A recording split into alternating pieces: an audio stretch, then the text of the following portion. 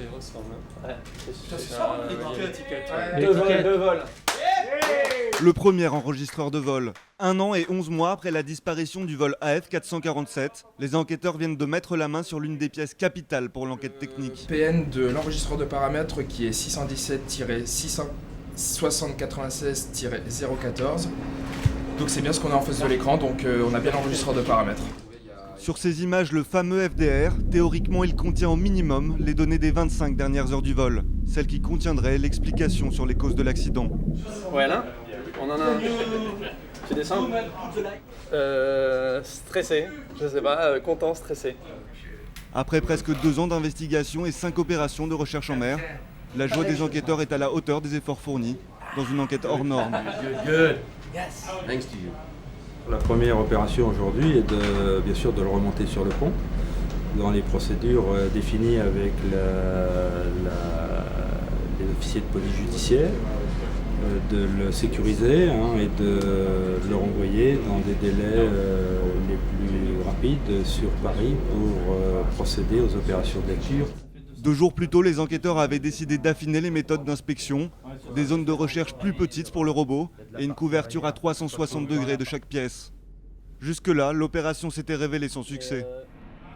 Sur le pont, les marins confectionnaient déjà les filets pour remonter par paquets les amas de tôle, derniers recoins à inspecter. Mais aujourd'hui, c'est l'une des pièces maîtresses de l'enquête qu'ils s'apprêtent à hisser sur le bord.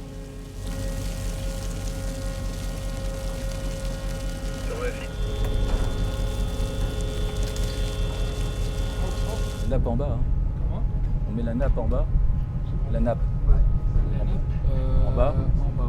Il est relativement en bon état, il y a quelques traces de corrosion malheureusement, ça on pouvait le prévoir d'avance, mais seule l'expertise pourra dire si on a de bonnes chances de récupérer les données ou non, quoi. La gendarmerie a pris l'enregistreur très rapidement, l'a mis dans l'eau directement, c'est ce qu'on voulait nous au côté BEA au niveau technique pour éviter le contact avec l'air le maximum. La procédure a été effectuée dans les règles de la régie.